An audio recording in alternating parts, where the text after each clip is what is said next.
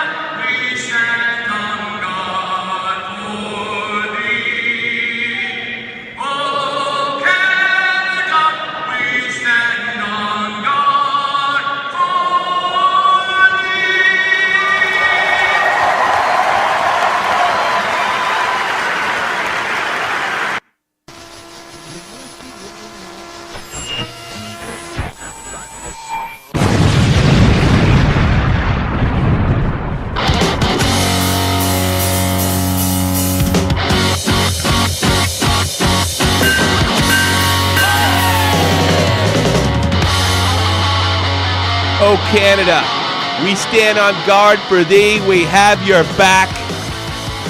It's time for your morning ice.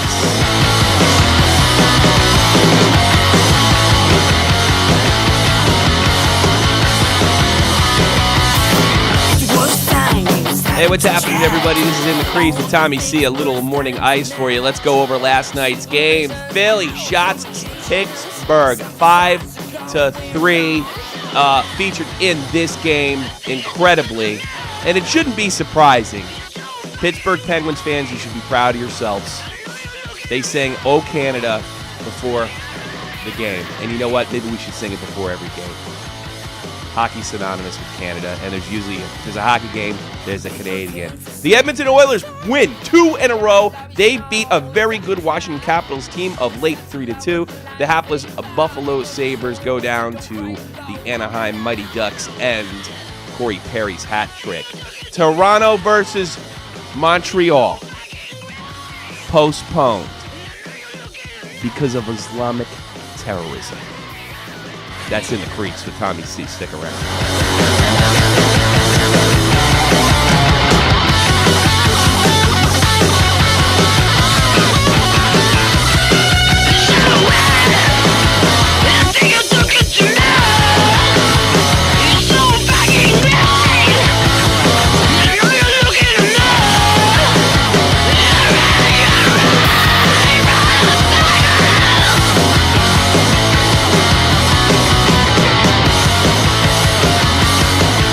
Well, maybe I shouldn't talk about it. Maybe I shouldn't state the obvious. Maybe I should just go on with a hockey show, play O Canada, tat myself on the back, and go on. And, I could always lose subs for talking about something like this. Well, I'm going to. I'm very simply going to talk about it because it's on my mind, and it bothers me.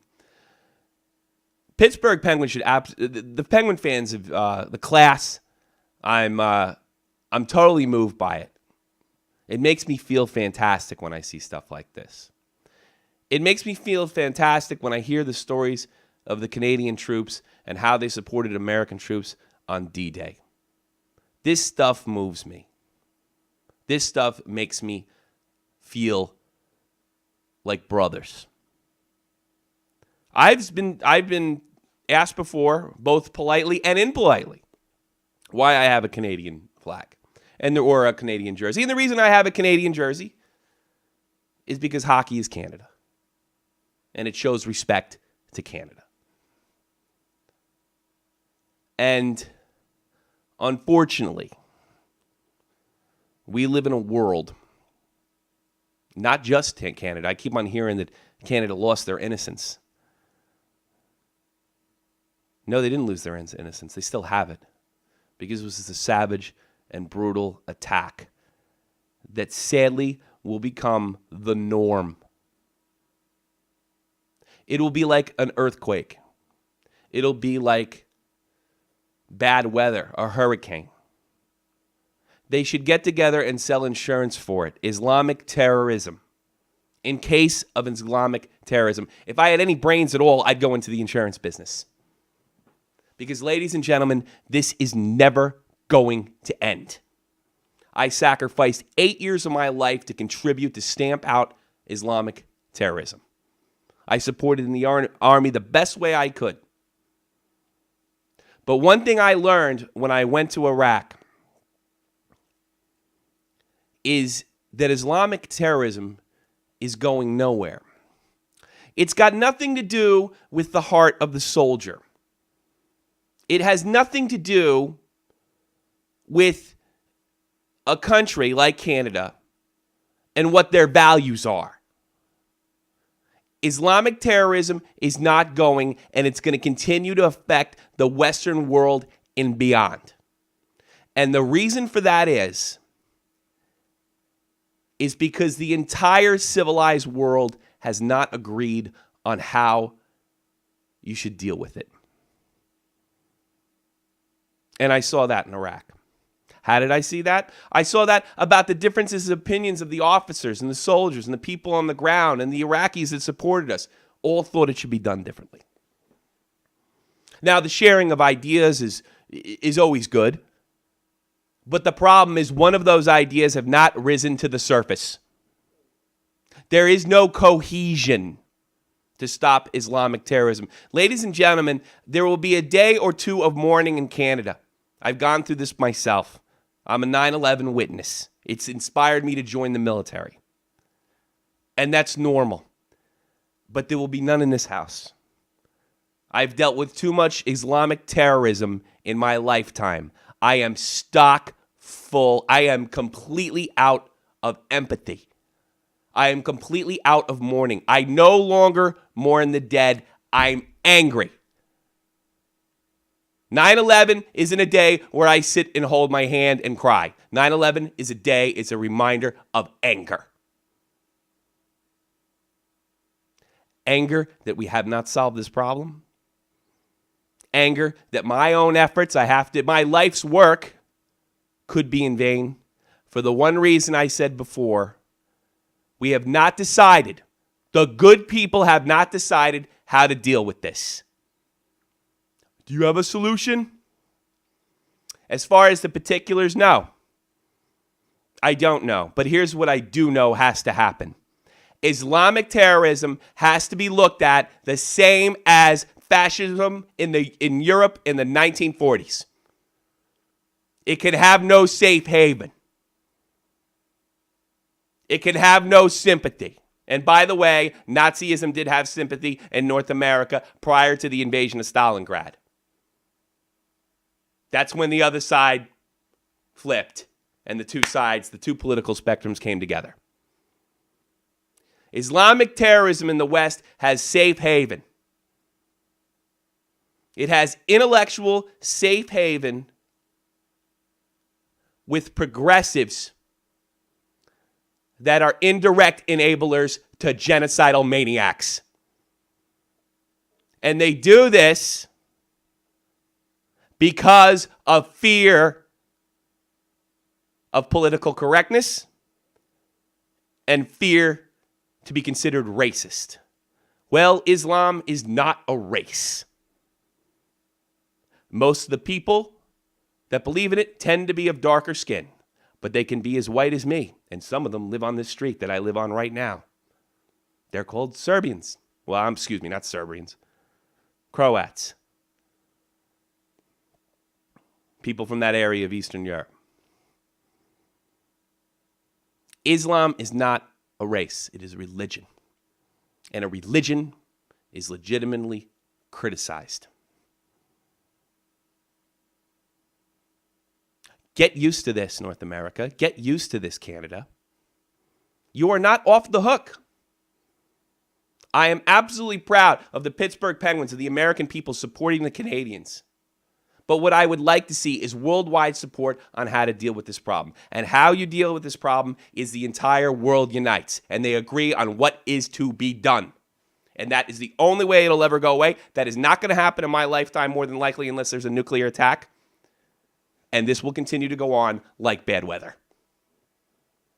This is going nowhere. I don't have empathy. I don't cry anymore. I just get angry. What happened in Boston made me angry. I don't hold my hands as like, what did my society do to ask for this? When I know the answer to that question, my society isn't Islamic and isn't under Islamic control. Now you might say to me, oh, you bigot. Not all Muslims practice Islam in that way. No shit. No kidding. Not all Muslims are terrorists. No joke. It's a minority. It doesn't matter if it's a minority. There are 1.6 billion Muslims in the world. If 1% of them, 1,600,000, that's formidable. Well, you don't know anything about the Quran. It doesn't matter if I know anything about the Quran. I know what the Quran produces. Does it produce 100% of wackos? No, of course not. Should Muslims be persecuted? No, of course not. But Islam should be criticized. Because whatever intent or ever how the Quran should be read, which, by the way, I have zero interest in, I'm an atheist and proud of it. Absolutely 100% proud of it. I don't care about the context of a myth book. But I know what that myth book produces. Well, the Bible has done the same thing. Of course it has, but not lately. What about Westboro Baptist Church? Well, if they start stoning people, you'll get a similar reaction. Are you convinced of my lack of racism? My criticism is of radical Islam and those progressive who give it intellectual safe haven by using the excuses that I just gave you. It's not everybody. It doesn't matter. You don't know anything about the Quran. That doesn't matter either. What is to be done with the people that believe in the radical or interpret it the wrong way? And the problem is we are not united on that. Not in Canada, not in the United States, not in Europe. So deal with it, Western world. Stop blaming yourself. Stop blaming the Jews. And start coming up with solutions to deal with radical Islam. Whether it's 20% or 100%. It simply doesn't matter. Because until then, it will be like a weather event. It will come and go. And why will it come and go? Because in 1972 in Munich, when the Israeli basketball players were killed, we looked at it as a freak. It was a message. It started here, and we didn't take it seriously because probably of racism. Look at those monkeys. Look what they believe. It must be a minority. It's not a significant minority or an insignificant minority. It is a significant amount of people that are taught, bred to kill.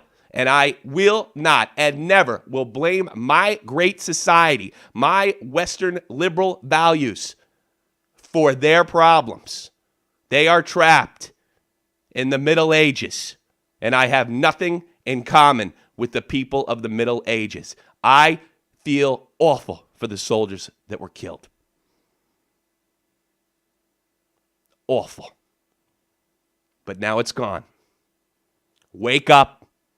Or deal with it and stop searching. I mean, would you take the manifesto of the Unabomber and try to find, I wonder what's here. How can we prevent this in the future? What about that idiot that was running around the Virgin Killer? Did anybody read that shit? Did they learn anything? No. Did you learn anything from the Columbine killers? No, because it's that kind of psychopathy. I'm angry. I did my part. It's time for the radicals who take safe haven with misdirected compassion of progressives and progressive thought. They take haven there, and it will infest. If you only use raid in half the house, pretty soon, the one part you didn't use raid in will produce the same bugs you killed in the rest of the house. It's just that simple. Canada, I feel for you, but you're going to have to live with this. It's probably a permanent part of your life. It's a permanent part of American life. It's a permanent part of Europe life because we simply can't agree. And I'm done. But that doesn't mean we don't support you. And that doesn't mean we don't love you. People of many different views and opinions from all over the world. But they haven't come up with a way because they're not united in how to deal with it because of political correctness. And safe haven, intellectual safe haven for genocidal maniacs. Love Canada, feel proud for my country, feel proud for Canada, but this is never going away. Yes, it's a hockey show, but guess what? It's my channel. All right. I don't know how I can switch flows after that. Dave's not here. He's having some injury issues. He also did a long broadcast with me on Joe Cronin show. And he won't be able to make it. A couple stories I didn't touch on the last couple days. Nathan Horton, who recently traded to the Columbus Blue Jackets last year. Apparently he has back degeneration due to his earlier injury. His back injury looked relatively simple, and it's looking career-threatening at this point. And that's really tragic. Not only was he signed to a 7-year deal by Columbus, I'm sorry, it's on my mind. I'm angry. Not only was he signed to a 7-year deal, it was a pretty hefty contract, and this is real bad news. Not only to the Columbus Blue Jackets, but to Nathan Horton, who's one of those rugged players and was a big key role player in the 2011 Stanley Cup for. Was he in this 2011 Stanley Cup? I'm out of it. For the Boston Bruins. Corey Perry picked up a hat trick last night. He looked pistol red hot. And the Edmonton Oilers, which I found interesting, they won 2 in a row. They got 2 big wins. Capitals been playing well. They knocked them out last night. Let me put the last night's game out. They took them out 3-2. And they also knocked out a very, very strong, well playoff-bound team in Tampa Bay with Steve Stamkos. Edmonton puts a 2 in a row away. The other news story I'd like to talk about is, have you noticed the Nashville Predators are unbeaten in regulation? Apparently, former Flyers coach Peter Laviolette, he's doing a fantastic job over there. And not to mention that Barry Trotz from Nashville, who spent basically he was there and the only coach they ever knew, was doing a great job who's doing a fantastic job in Washington. Supposedly him and Ovi are getting along well. It just goes to show you that coaches do have a lifespan. It's not that and I think the same thing. You could say the same thing about Mike Babcock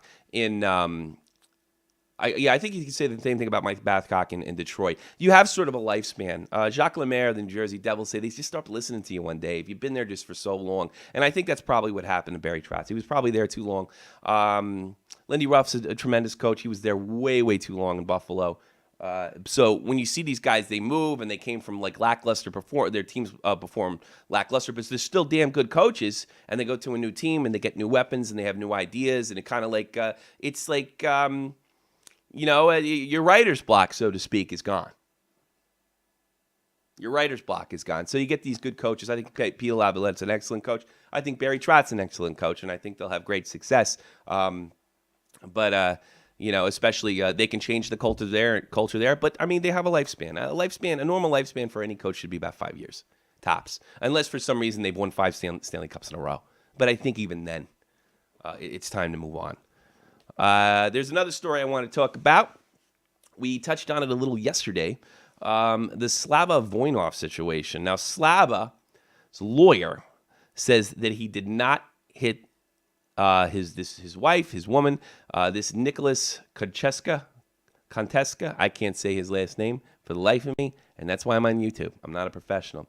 It was interesting. The Los Angeles police originally reported that Slava Voynov was booked, and he posted $50,000 bail. His lawyer immediately came out and said he was not charged. So how would you have to post $50,000 bail? It's quite strange. And they did a very good job on Puck Daddy, kind of investigating this. Now, I'm going to read you and I'm going to interpret, so to speak, the situation. Now, I made mention to the fact that what if some health worker jumped the gun over there? that it's not impossible, and it's really looking like I may have been correct. At least, of course, to Mr. At least, of course, to Mr. Vlarnov's lawyer's story. Apparently, when interviewed separately, well, let's just get right into it. He said there was some kind of accident, and the whole thing got blown out of proportion. But we'll make a long story short, because of communications issue. If this was an accident, what kind of accident was it? Rudnitsky, lawyer. I can't go into details, but based on my interview with the woman involved, it was clear to me at the end of the interview that Mr. Voynov never hit her. I mean, this is a totally different situation, quite frankly, than Ray Rice's situation in the NFL. It's not even the same class. Did someone else hit her? No. I cannot go into details other than to say this is really, I really think this is more of a misunderstanding because of the language barrier. It's difficult. It is very difficult time to understanding a woman until I utilize an interpreter. So obviously she speaks no English. What are the and this is a little suspicious though. What injuries did she suffer, and how did she suffer them? Again, this goes into the details I can't go into. I mean, she did go to the hospital. I can confirm that, but I can't go into any details as far as actual information goes. At least I can get all the reports typed up and perhaps even turn them over to the police department. What caused the misunderstanding at the hospital? Doesn't Voynov speak English? Now, here's a key. They would not allow him to interpret. Why wouldn't they allow him to interpret? Well, the simple answer is this. The reason they wouldn't allow him to interpret is because they obviously had already decided that this woman was assaulted.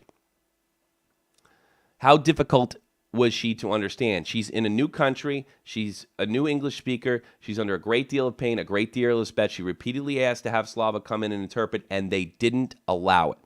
Sounds like somebody made a decision already. Now, I will say this. The lawyer's comments about not going into, now there might be a legal reason or a smart reason just in case he gets prosecuted. Obviously, he has to protect his client. I do find it slightly suspicious that he can't go into her injuries. And there could be some law out there to not release her injuries, like a rape protection law. I don't know that. I'm not a lawyer, but that is suspicious. It's something to keep in mind. But this story makes sense and is actually something I thought of early on. Maybe somebody jumped the gun. Maybe somebody, there's been so much stuff, Ray Rice stuff. They knew who she was. This guy was a Stanley Cup champion on the Kings. Maybe he's beating his girlfriend like that Russian guy did in Colorado. That's how this stuff gets going. And then somebody decides to be a hero, and they don't use their head, and they get involved in something they shouldn't. Now, I'm not saying that's what happened. I'm just repeating the story. What is his version of events consistent with hers? So he did not lay a finger on her. He did not cause her injuries in any way. Here's another suspicious statement. He did not hit her. He clearly did not hit her. That could be read into a bunch of ways. The next question, very good one. Did he cause her injuries? No, I don't believe. So I think it's safe to say that whatever happened, whether it was intentional or not, Slava more than likely caused her injury. Without going into great detail to give details that wouldn't make sense, but having practiced law a long time, it's based on both versions of events that have been explained to me. She's explained to me there is no criminal activity there. I find it very hard to believe that this lawyer could go up and say that he was not arrested and not be right. I mean, this is something within a matter of days whether it's going to be proven true or not true. Did the police take photograph evidence, and did they give it to the NHL? I believe pictures were taken. Whether they give it to the NHL, I don't know. Police are under no obligation to do that. Have you talked to the NHL? No, I have not talked directly to the NHL. Obviously, my client is going to cooperate with the NHL's investigation because we're extremely hopeful once they took a look at the evidence, once they realize the suspension should be lifted, they'll put him back on the ice pending a final conclusion of this matter. Has the league talked to Voynov yet? No, I don't think they've talked to him, but I've completely concluded this investigation. This is not going to happen until everything's done, basically. The first reaction is, well, of course, Voynov's lawyer is going to say, it was an accident. What is your response to that? Another great question. Initially, I didn't say that. I didn't want to jump to conclusions until I actually did the investigation. But now I've spent over an hour talking in her language so she can understand, and I've talked to the only other participant in this. Voynov hurt this girl, and I don't know if it was deliberate or not. It's obvious that happened, which is my client. My statement is based on an actual investigation. That's important. He is innocent until proven guilty, not in the NHL. Basically, the proof I've seen is definitively points towards his innocence. What beyond her saying it was an accident points towards her innocence? They were both interviewed separately. They have both given statements to me that seem to show there's no crime. So unless she's cooperating, look, if she was filing a criminal case, if she was filing criminal charges, she would not be sitting in the same room with her lawyer unless they somehow coerced her, and this is really a scandal. In the criminal justice system, a person is innocent until proven guilty, but the burden of proof is beyond a reasonable doubt. But the NHL, the standard is different, correct? The NHL has, because of a collective bargaining agreement, the right to do what they want, what they have done. You can't handle every case the same.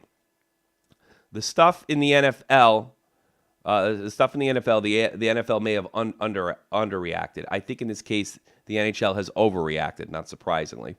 There is a fine line between the two, but if you think the NHL wants to do justice, they'll conclude their investigation as quickly as possible. I think when they look at the evidence, I know I've now seen they're going to lift the suspension quickly. That's what we can hope. If he's innocent, why not say why she was injured or how she was injured? Another excellent question. This guy's a damn good interviewer. Because I haven't completed the entire investigation. That may be BS. I think that some stuff needs to be remain private. She is asked not to be identified, obviously. That may be one of the reasons for the holding that back. Like I said, like a rape law where you can't really release injuries and things that happen, at least until trial time. I am hesitant to step on her toes with anything specific. Messages have been left for the NHL Deputy Commissioner Bill Daly, and so on and so on and so on and so forth. Okay. So here's how here's how this whole thing kind of works and wraps up. The lawyer's claiming that obviously something happened. Maybe he hit her with a car by accident. He backed into her where she was going, "Come on, bring it back." You never know. Somebody more than likely jumped the gun, and he was either arrested and posted bail in the Los Angeles Police Department, or he didn't. I'm guessing he didn't. I'd be a little more than shocked. That if he would say make a claim, counter to the police department, unless he was right. And he's not under any kind of incarceration. That being said, I basically conclude the only way that she is the victim of domestic abuse is if she's now sticking up for the guy now, which is not unheard of. That's it. It's not impossible for me to believe that some idiot overreacted to this story. Some self-righteous prick. She's got a black eye. You get a black eye a lot of reasons. You want to hear a funny story? I gave my ex-wife a black eye. You know how I did it? God's honest truth. And believe me, I can get away with saying this because it would have been in my court papers. While we were making love, I sat up and I headbutted her square in the fucking eye. That's friggin' embarrassing. That's really embarrassing. And the next day, I was supposed to meet her mother. This is a few years before we got married. I felt friggin' awful because it looked like I punched her in the eye.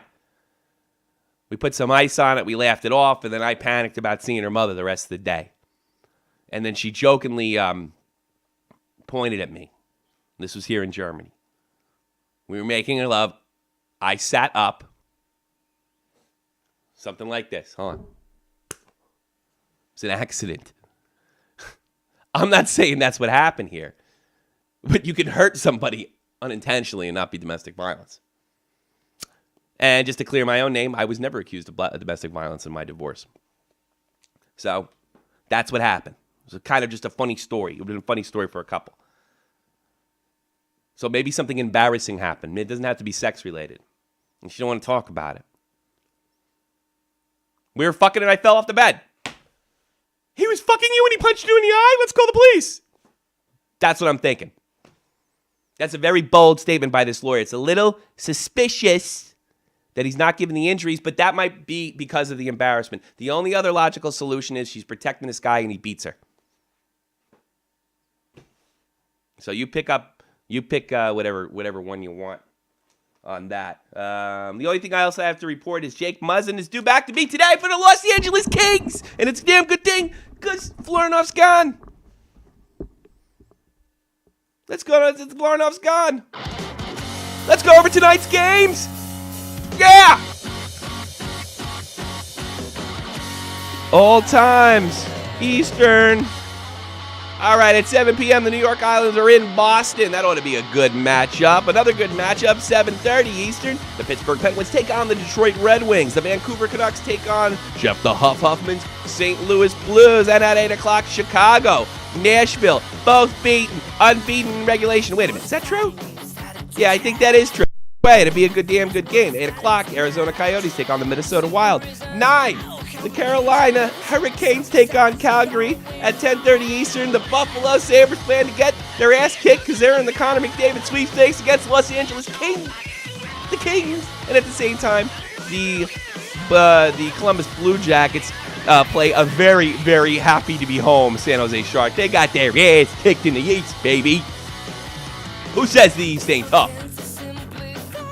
Who says the East ain't tough? I don't know.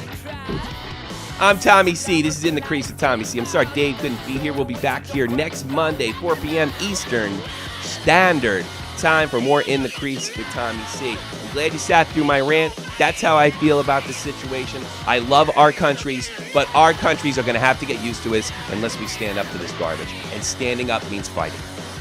Standing me up means come to a similar opinion.